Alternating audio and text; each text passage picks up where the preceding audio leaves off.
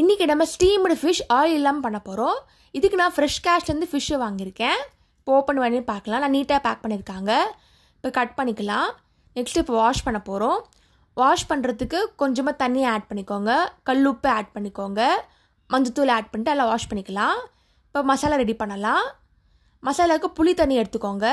இதில் 3 ஸ்பூன் மிளகாத்தூள், 1 ஸ்பூன் மஞ்சத்தூள், உப்பு தேவையான அளவு நல்லா மிக்ஸ் பண்ணிக்கலாம். இப்போ ஸ்ப்ரெட் பண்ணிக்கோங்க இந்த மாதிரி ஈவனாக. 2 பக்கம் திருப்பி போடுங்க. ஒரு 10 நிமிஷம் நல்லா ஊறட்டும்.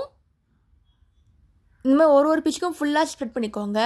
ஏன்னா அது ஃபுல்லாக ஸ்டீம் பண்ண போகிறோம், எண்ணெயே ஆட் பண்ண போகிறது கிடையாது. இப்போ ஃபுல்லாக பண்ணியாச்சு. இப்போ நம்ம பண்ணுற ஸ்டீம்டு ஃபிஷ் மாதிரி நீங்கள் ப்ரான் வச்சு கூட நீங்கள் பண்ணலாம். இப்போ ஃபுல்லாக ஸ்ப்ரெட் பண்ணியாச்சு. இப்போ திருப்பி போட்டுடலாம். இப்போ நெக்ஸ்ட்டு நம்ம வாழை எடுக்க போகிறோம். இந்த மாதிரி வாழை இலை எடுத்துக்கோங்க, கட் பண்ணிக்கோங்க, போனோன்னா வைக்கலாம். இப்போ மடிச்சிக்கலாம். அந்த மாதிரி 4 காலம் ஃபுல்லாக கவர் பண்ணிக்கோங்க. இந்த மாதிரி கேப்பே இல்லாமல் இருக்கணும். இப்போ வாழை நார் எடுத்துக்கோங்க, ஒரு நாட் போட்டுக்கலாம். இப்போ நம்ம குக்கரில் ஸ்டீம் பண்ண வேண்டியதுதான். இப்போ எடுத்து அங்கே வச்சுக்கலாம். இந்த மாதிரி ஒரு பீஸ்க்கும் பண்ணிக்கோங்க. இப்போ வெந்துடுச்சு. 10 நிமிஷம் வெந்துடுவாங்க அது. இப்போ ஓப்பன் பண்ணி பார்க்கலாம். இப்போ நல்லா வெந்துடுச்சு.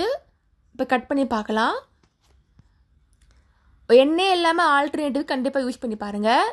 உங்களுக்கு டீப் ஃப்ரை வேணும்னா இதே இதுங்க தவாவில் கூட பண்ணி பார்த்துக்கோங்க. ஆயிலே இல்லாமல் ஸ்டீம்டு ஃபிஷ் ரெடி ஆயிடுச்சு. நீங்களும் ட்ரை பண்ணி பார்த்துட்டு எப்படி இருக்குன்னு சொல்லுங்கள். தேங்க்ஸ் ஃபார் வாட்சிங். லைக் பண்ணுங்கள், ஷேர் பண்ணுங்கள், சப்ஸ்கிரைப் பண்ணுங்கள்.